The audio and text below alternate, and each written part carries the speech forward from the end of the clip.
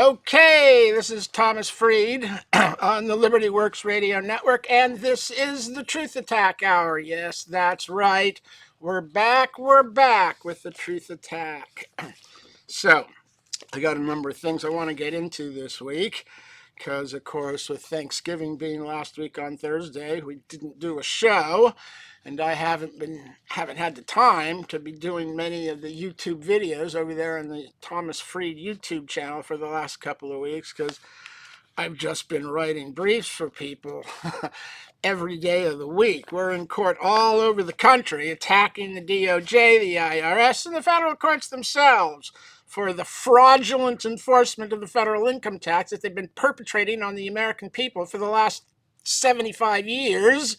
50 years in erroneous precedent from the lower courts that was never addressed or reined in as the rebellion that it was by the Supreme Court until 6 months ago, when the Supreme Court ruled in Moore et al. v. United States that income taxes are indirect taxes.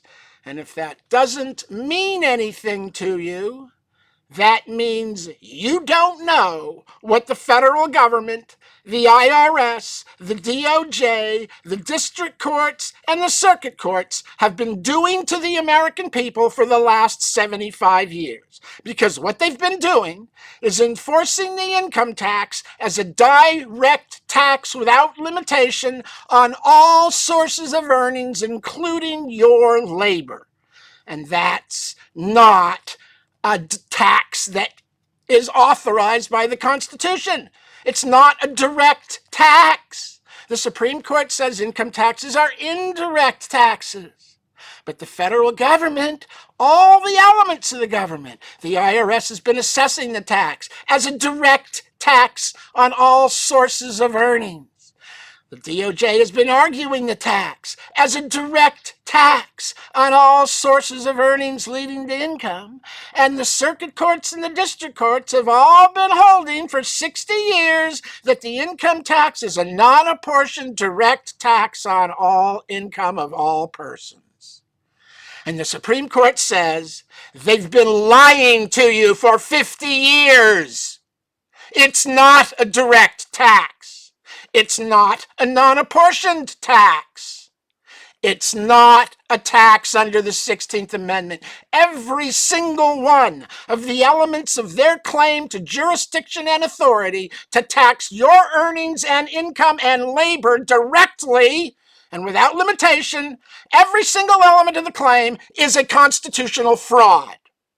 In Moore, the Supreme Court says direct taxes must be apportioned as required under Article 1, Section 2, Clause 3, which means they must be laid in proportion to the census as required under Article 1, Section 9, Clause 4. There is no exception to this rule that has been created by the 16th Amendment, because it doesn't create an authority to tax directly.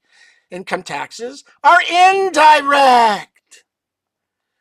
They're not direct at all.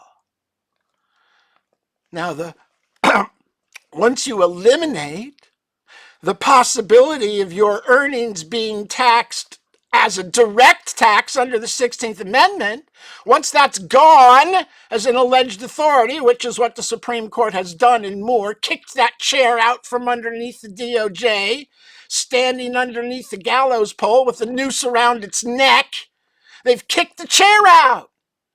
The DOJ is now hanging from the gallows with the noose tightening around their neck with every kick and struggle that they make as they dangle. The foundation is gone.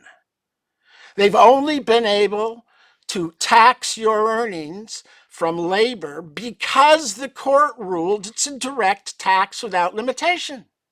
When the Supreme Court says in Moore it's not a direct tax, income taxes are indirect taxes under Article 1, Section 8, Clause 1, that means the government now has to explain how your earnings, fruits of labor, income, derived from the simple exercise of your non-taxable right to work, conducted by right in the 50 states without any federal jurisdiction, territorial or legislative, to interfere with your right to work. Those aren't taxable earnings under Article 1, Section 8, Clause 1, because all there is in Article 1, Section 8, Clause 1 is impost, duty, and excise. Impost taxes foreign persons, foreign imports, foreign activity, and in foreign places. And as I've explained before, the original income tax legislation of 1913 required the tax to be collected at the source from payments made to foreign persons, non-resident aliens and foreign corporations.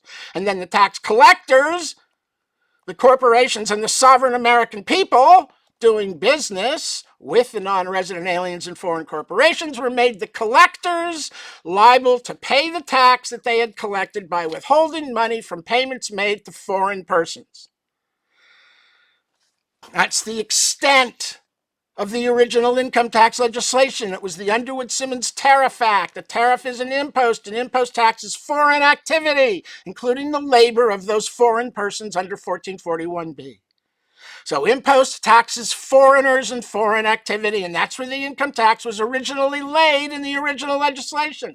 And then 32 years later, they added the Subtitle C code after World War II that began the collection of the tax at the source, same scheme as in 1913, collection of the tax at the source, but now it wasn't collected from foreigners by withholding agents.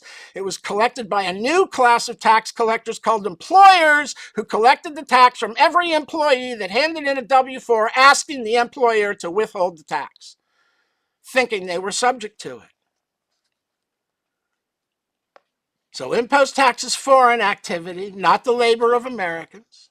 It's a collection of the tax at the source scheme of taxation that makes the withholding agents, and then in 45, the employers, liable for what they had collected. There is no liability for tax in the name of the wage earner. That doesn't exist. It's collection of the tax at the source is the scheme. Indirect, a collected tax paid by the collector, not the wage worker. The same way that a sales tax is paid by the collector, the store, to the state treasury, not the customer. There's a shifting of the burden that when the taxpayer, the collector, never pays tax out of his own pocket. He just turns over the funds he's collected from other persons. And from 1913 to 1945, the income tax was only collected from foreign persons. In 1942, they imposed the victory tax, which started the collection of the tax from Americans. But that expired in 44, and in 45 they put in place the current laws, the employment tax laws, that don't impose any tax on your labor. They let you assume that from 32 years later in your experience with the victory tax, if you were alive and working during World War II, they let you assume that you're subject to the tax after the expiration of the victory tax, and you are not. And they justified that with rulings in the 60s that used judicial legislation to expand Section 61 to allegedly include salaries and wages when those words aren't in the code section, and by saying the 16th Amendment authorizes a direct, non-apportioned, unlimited tax on all earnings. And together with Section 61, the direct tax argument became an argument of if you earned money from a source, you owed tax. And that's not correct. If you earned money from a federally taxable source, subject to an impost, duty, or excise, you owe tax. But impost tax is foreign activity, no subjectivity there. Duty tax is domestic exports being sent to foreign countries for resale or consumption. Obviously, labor isn't a duty, so there's no tax there that reaches the labor of the American people. And the excise power, the only other power in Article 1, Section 8, Clause 1, the indirect taxing power, cited as the court in Brishaber and Moore, as being the power behind the income tax. Excise tax is the manufacture, consumption, and sale of commodities within the country, licenses to pursue certain occupations, and the corporate privilege. It's the corporate person who is inherently taxable on everything they earn from all sources, not the citizen. The citizen earns by right, not by inherent privilege that makes everything he does taxable. Everything being taxable goes away as a constitutionally enforceable concept once you kick out the direct tax under the 16th Amendment argument, which Moore has done for us. The Supreme Court kicked out the direct tax argument. Now you can't claim it's based on sources. It has to be based on an impost, a duty, or an excise. And the impost is foreign, the duty is exports, and the excise is corporate licenses and ATF. There is no taxation of the labors of the American people conducted by right through the simple exercise of the right to work, which is not federally taxable to the U.S. government. It's all been a fraud since World War II. There is no indirect authority to tax the labor of the American people. You can't even argue, and rather the government can't even argue, that labor is a commodity, and therefore it's taxable by excise, because excise taxes the manufacture, consumption, and sale of commodities. So if labor is a commodity, you could argue it was taxing that commodity. But the labor unions saw this coming in the 1930s. They had Congress write Title 15, Section 17, which specifically says the labor of a human being is not a commodity or article of commerce. And that means your labor is removed from subjectivity to taxation by excise by virtue of that statute. It's removed from being arguably subject to excise taxation by that statute. So they can't tax your labor by impost. They can't tax your labor by duty. They can't tax your labor by excise, and they can no longer claim it's a direct tax, unlimited tax, non-apportioned direct tax under authority of the 16th Amendment. It's not direct. It's not non-apportioned as a direct tax. It's not under the 16th Amendment. Every single element of their claimed authority is a constitutional fraud and has been for 50 years. Nobody in America owes a dime of tax on your earnings at work, reported on your W-2. And that's why none of the money collected as tax, none of it is deposited into the U.S. Treasury as required by law under Section 7809. It all goes around the Treasury to the private corporate facility known as the Federal Reserve Bank, a private corporation that's cashing your tax checks and getting all the money withheld from your salary, which is required if it's tax, and it was told you were told it was tax. They collected it as tax. The law 7809 says every penny collected as tax must be deposited on a regular basis daily, modified to weekly, bi-weekly, monthly, or quarterly, into the U.S. Treasury. Every penny goes in the Treasury immediately. Why? Because tax is money for the government to spend, and if the money's not in the Treasury, the United States government cannot write appropriation bills against it. Congress can't write appropriation bills to spend the money. They can't spend money that's over at the Federal Reserve Bank. If it's not in the Treasury, they have to borrow more instead of drawing on the revenues that have accumulated from the collections being performed throughout the year. So there is no money going to the Treasury. There's no credit for tax created in your name, another violation of Section 7809. There is no tax going in the Treasury to fund the operation of the government. It's all going to the Federal Reserve Bank to collateralize the $36 trillion in debt in what can only be recognized at this point as a peonage scheme, an unlawful, unconstitutional 11th century peonage plantation debt service scheme, where the labors of the people are collectively used by the king, the masters, the rulers on the hill who control and rule all the population as peons who exist only to service the debts of their masters. The Federal Reserve Bank. The corporations are given the role of the overseer, and Congress is given the role of the idiot. Okay, we hear the first break coming up. This is Thomas Freed on the Liberty Works Radio Network. This is the Truth Attack Hour. We'll be back in 5 with more.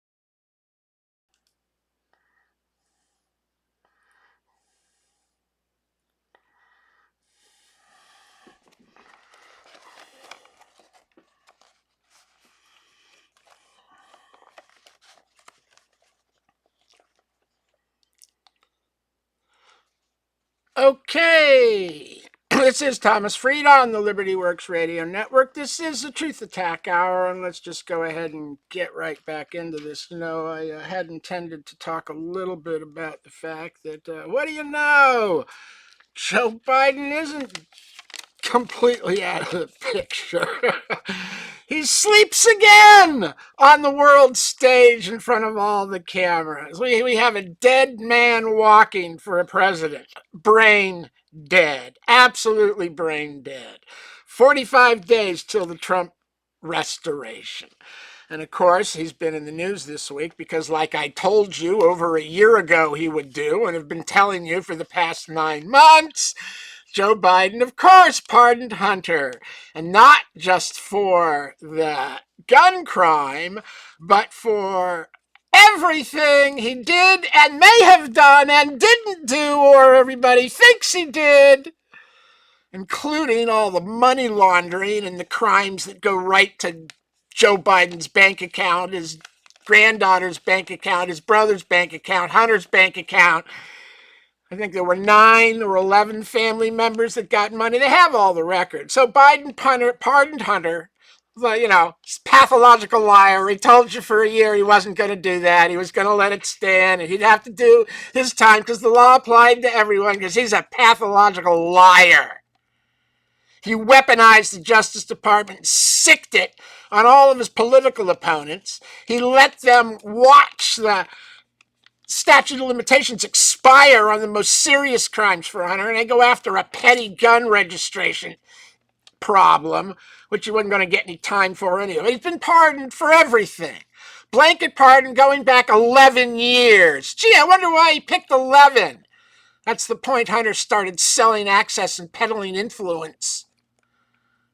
That's why. Because that's when the Biden crime family syndicate began to operate.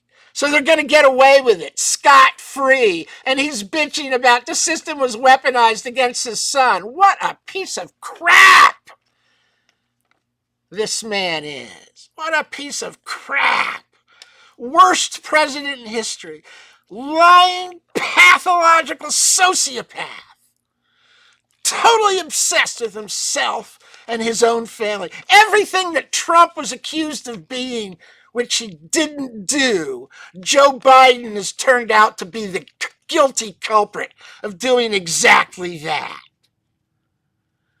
Took millions of dollars from foreign governments and pardoned the person that perpetrated it, his son. And they say there's more coming. They say he's going to pardon his brother, Jim, because those records go right to him. He may pardon Liz Cheney for the January 6th nonsense, along with Adam Schiff, and he might pardon Dr. Fauci for all the COVID fraud and lies and funding the research in the Wuhan lab in China after it was made illegal here. That's all stuff Trump could go after him for.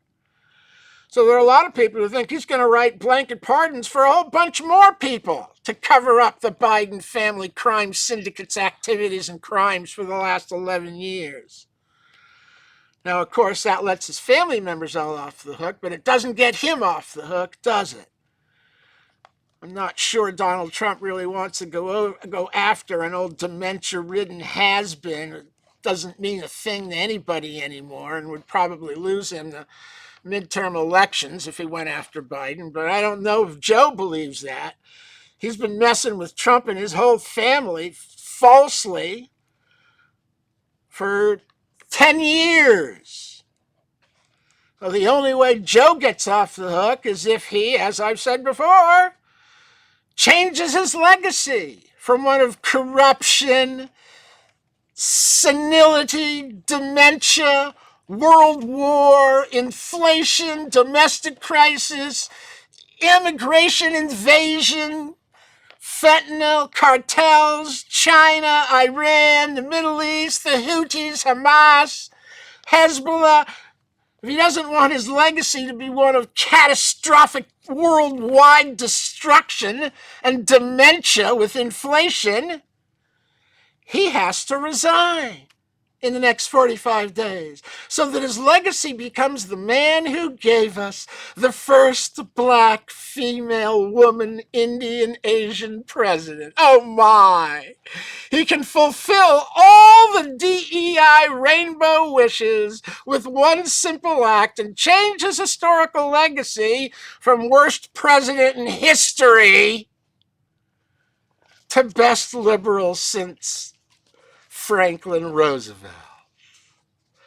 What do you think, guys? What do you think he's going to choose for his legacy? Inflation, crime, invasion, and war? Or is he going to drop out, let Kamala be president for 10 days? Better give her more than 10 days, Joe, or she won't pardon you in exchange for becoming president. Which, remember, that has to be your deal. She gets to be president, provided she pardons you. And then you can both walk off laughing into the sunset at the silly American people that voted for you. And your treason and sedition and corruption. Yeah, that's the only way he gets off his legacy, to resign.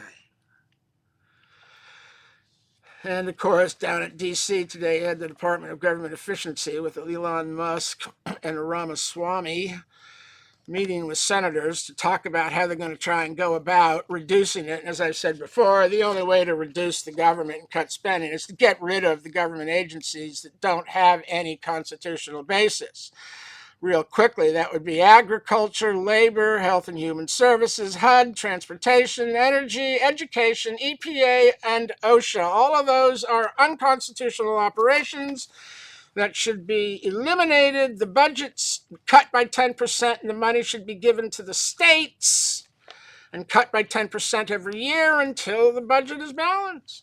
Take those budgets, divide it proportionally up to the states, let the money for all those areas be spent by the state governments locally in the best interest of the state, rather than have the federal government dictate a single policy about about things like education, which waters down the education and makes the whole country stupid, instead of encouraging 50 competing different systems to find which systems work best in the different demographics we have, from New York to Wyoming.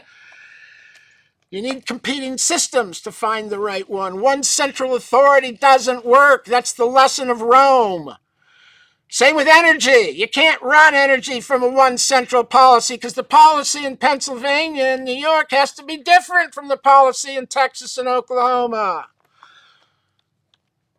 If California wants to spend money one way, they should be free to do so, but they shouldn't be free at the federal level to dictate that Texas spend the money the same way California does, or Illinois, or Michigan, or New York. Every state should decide for themselves how to spend money on agriculture, labor, health and human services, housing, transportation, energy, education, the environment, occupational safety. These are all state functions. There's not one word.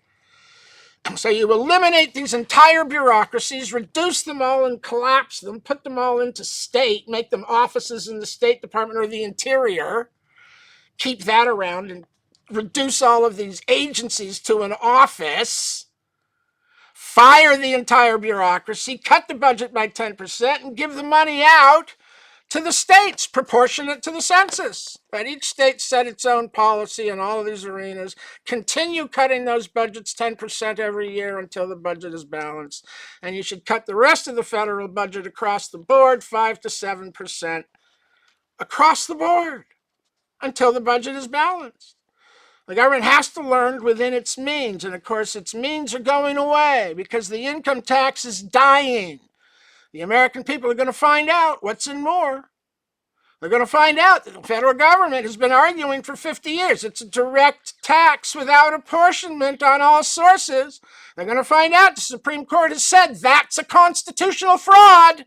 It's not a direct tax. It's an indirect tax under Article 1, Section 8, Clause 1. The only thing in 181 is impost, duty, and excise. Foreign persons, foreign imports, exports, commodities, licenses, and corporations. That's it. That's all there is in 181. Once you take away the direct tax under the 16th Amendment argument, there is no constitutional basis for a tax on the wages and salaries of the American people conducted by right within the lands, the territories, and the legislation of the 50 states. Each state writes the law for its own land, not the federal government. There's no authority for the federal government to write law concerning employment or labor or wages or salary. It isn't there. That's why they had to lie to you and tell it was the 16th Amendment, which of course was a lie, because all of these court decisions they've been citing as the basis for that claim aren't from the Supreme Court. Every single one of them comes from a circuit court that was acting seditiously and in rebellion within an insurrection occurring inside the judiciary of the federal government since 1980. 45 years of an unaddressed rebellion of seditious judges conducting an insurrection against the Constitution, against the American people, against the system of limited government, against the Republic, to try and pervert and subvert the country into a socialist democracy like they have in Europe. We are not a democracy. It's a constitutional republic. The difference is the majority does not rule. In a republic, the law rules, both the majority and the minority, equally with equal force of law. It applies to everyone uniformly. And graduated taxation isn't in the Constitution either. It requires taxes to either be apportioned or uniform, and there is absolutely no uniformity whatsoever when you break the American people into different classes, wealthy, middle class, and poor, and then write different tax law for each of them. And it doesn't matter that you treat the poor and the wealthy in New York and California the same, so that you have geographical uniformity. Congress doesn't possess the power to discriminate in law against the American people and break them into classes on any basis. Not on religion, not on gender, not on age, not on sexual preference, not on national origin, not on religion, not on wealth or level of earnings. You can't break the American people into classes and write different law for them. It's class legislation. It's unconstitutional. You can only use graduated taxation with foreigners, corporations, and licensed parties. The privileged parties that are inherently taxed based on the privilege that they enjoy as a part of the nature of their existence. The corporation isn't a real person. The foreign person isn't here in the country by right. They're here by federal privilege allowance.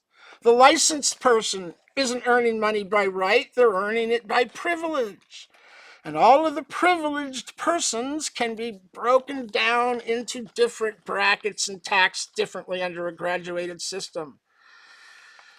This goes back to a series of decisions in the 1880s where the Supreme Court held that the power to use graduated tax brackets to create geographical uniformity across the country was based on the power of Congress to discriminate against the commodities and articles of commerce subject to federal taxation.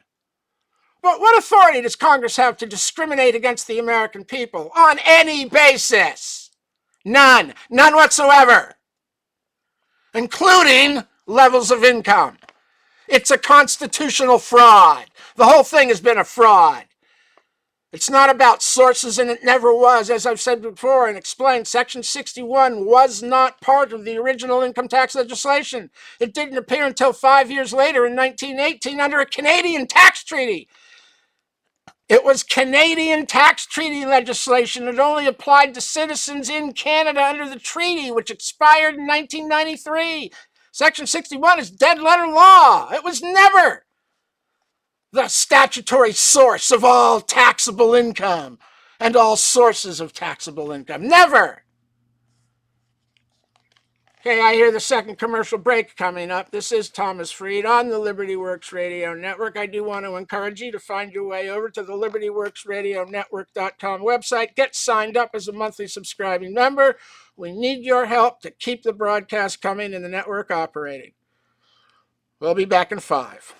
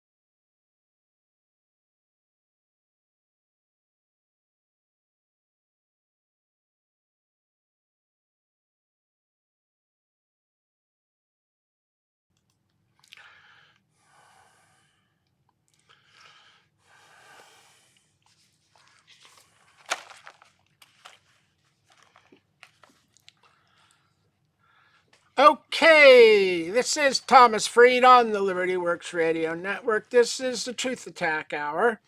And if you want to be fully informed and get educated on why this Moore Supreme Court decision from June completely destroys the IRS's ability to continue alleging you owe the tax on all of your earnings, it destroys the DOJ's argument in court that you owe the tax because it's a direct tax under the 16th Amendment, and it exposes the fraudulent insurrection of the seditionist circuit courts that have been operating in an unaddressed rebellion against the Constitution for at least 45 years.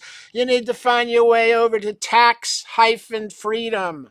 taxfreedom.com, and read the SCOTUS article, read the information about subject matter jurisdiction, read the information about salaries and wages, read the information about the misapplication of the law across the board. It's all there and it's all free. You need to become informed as to the scope of the fraud that has been constitutionally perpetrated against the American people by the federal judges. This is sedition by the judges, insurrection from the judges. It's the judges that have been conducting the insurrection in America, not the January 6 protesters. My God! It's the judges. The Supreme Court never, ever said there's a direct tax under the 16th. And they rejected that in Bershaber. And the circuit courts decided to rewrite it without actually rewriting it. Here, you want to see what they've done? Let's take a look at what they've done. In their frivolous positions document, here's what they write. The law, the constitutionality of the 16th Amendment has invariably been upheld when challenged. Well, that's as stupid and nonsensical as it comes. Upheld as what? The 16th has been upheld. Upheld as what? Yeah, it exists in the Constitution. What does it do? Oh, we don't have to tell you. It's been upheld. What nonsense is this? It goes on. And numerous courts have both implicitly and explicitly recognized that the 16th Amendment authorizes a non-apportioned direct income tax on United States citizens, and that the federal tax law, as applied, are valid. In United States v. Collins, citing to Bershaber v. Union Pacific, and noted that the Supreme Court has recognized that, quote, the 16th Amendment authorizes a direct non-apportioned tax upon United States citizens throughout the nation. No, that was the tested contention in Bershaber. That wasn't the decision. They rejected the contention and said it isn't direct. So there's one, Collins. That was the 10th Circuit. Okay. R.E. Beckwith, the 9th Circuit. The court affirmed a failure to file conviction, rejecting the taxpayer's frivolous position that the 16th Amendment does not authorize a direct non-apportioned income tax. The 10th and the 9th, both circuit courts saying it's a direct tax, non-apportioned under the 16th Amendment, which the Supreme Court says in Moore is a lie. It's a lie. They never said that. This is the 9th and 10th Circuits entering into a socialist rebellion, an insurrection to displace the Constitution, destroy the Republic, enslave the people, and turn us into a socialist democracy. For God's sake, wake up! You're being enslaved! This isn't taxation. It doesn't fund the operation of the government. It is being used to destroy your freedom, your prosperity, your wealth, your independence, your spiritual nature. It's being used to destroy everything your founding fathers gave you. Broughton v. United States, 8th Circuit. Court rejected a refund suit, stating that the 16th Amendment authorizes imposition of income tax without apportionment among the states. 8th, 9th, and 10th. Non-apportioned direct tax. The lying pieces of shit!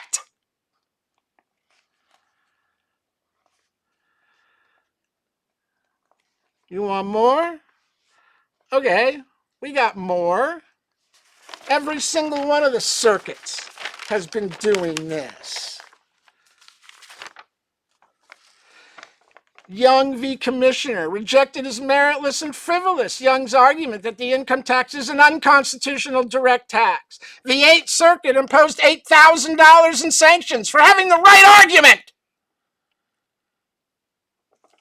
Talifaro v. Freeman, 11th Circuit, rejected as frivolous the taxpayer's argument that the 16th Amendment authorizes the imposition of excise taxes, but not income taxes, and ordered sanctions against him up to and including double the government's costs for having the right argument. Here's Beckwith again. Lavelle v. United States, 7th Circuit. The 7th Circuit rejected the argument that the Constitution prohibits imposition of a direct tax without apportionment, upheld assessment of the frivolous return penalty, and imposed sanctions for pursuing frivolous arguments in bad faith. It's the Circuit Court that acted in bad faith. The taxpayer was right. In every single one of these cases, the taxpayer was right. The judges are lying to you, America. The judges are lying to you. They are your enemy. The only court in the country right now that's your friend is the Supreme Court that gave you the Moore decision. But nobody seems to understand what it means. Every single one of these circuit court decisions is exposed as being a constitutional fraud, a conspiracy against America. Every single one of these. United States v. Jones, the court rejected as frivolous the taxpayer's argument that individual income tax is unconstitutional because it is a direct tax which must be apportioned among the several states, noting that it is well established the 16th Amendment authorizes the imposition of an income tax without apportionment among the states. Yeah, right. You lying piece of shit. Maxwell v. IRS. The court characterized the taxpayer's arguments that there is no law that imposes an income tax, nor is there a non-apportioned direct tax that could be imposed on him, as routinely rejected. Other cases, Broughton in the 8th Circuit, United States v. Troyer, United States v. Hawkinsmith, Stearman v. Commissioner. Every single one of these courts, every single one of the circuits, they all have their own precedent that reverses Bruchaber and says it's a direct tax under the 16th Amendment without limitation, and that's why everything you earn is subject to federal taxation. And it's all been a constitutional fraud, a lie of the most monstrous size, monumentally absolute constitutional fraud for 60 years. 45 years in recorded precedent. This started in 1980 with the circuit court precedents. The whole income tax system is a constitutional fraud. The withholding is fraudulent.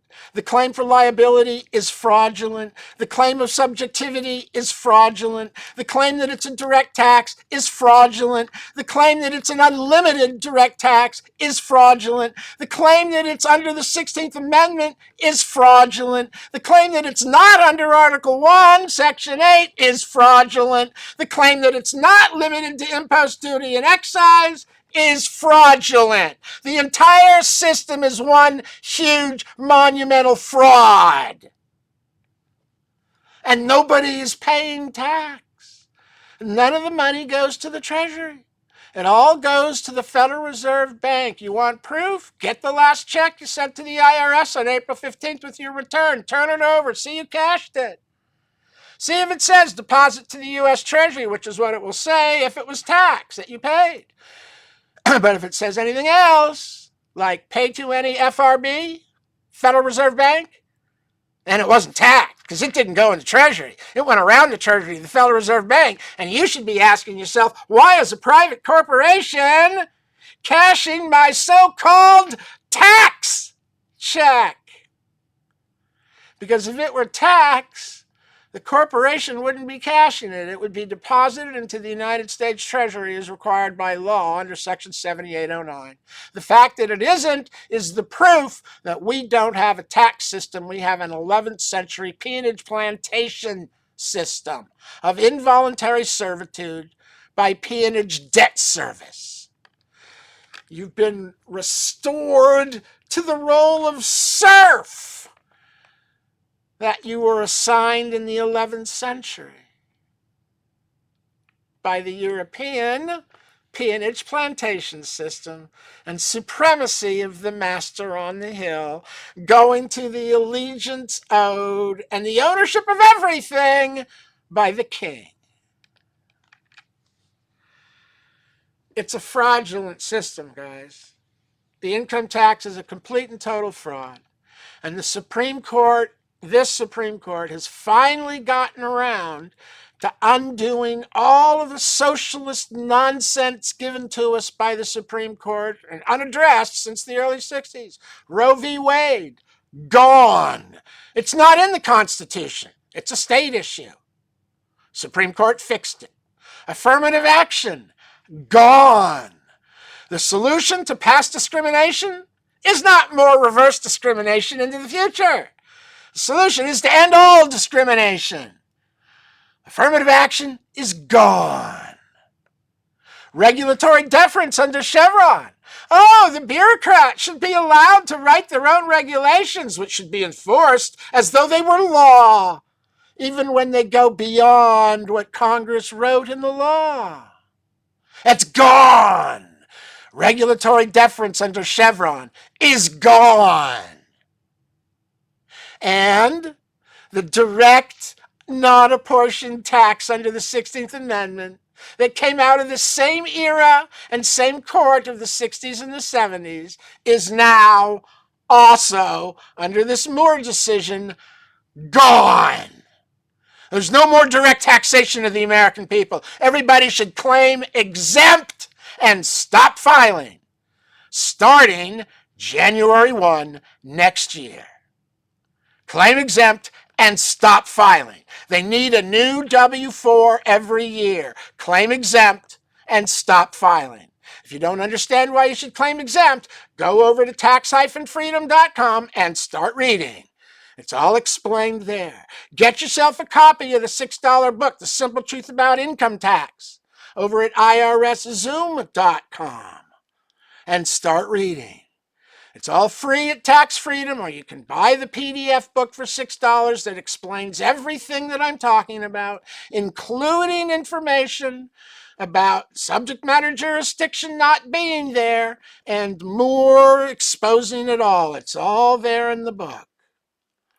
Or over on the website in the SCOTUS article. I think actually the SCOTUS article on Moore isn't yet in the version 2 of the book, available for sale, The Simple Truth About Income Tax, available for sale at irszoom.com, but it's for free at SCOTUS. You can just download the PDF from the webpage. So come on, America. It's all been done. All the work's been done for you. All you have to do is wake up and read it. Learn the truth. I mean, you can lead a horse to water, but you can't make it drink. You all need to be able to see that you might want to take a drink here.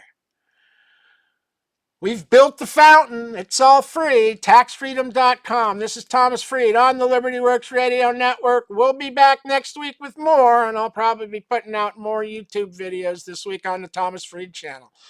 So, till then.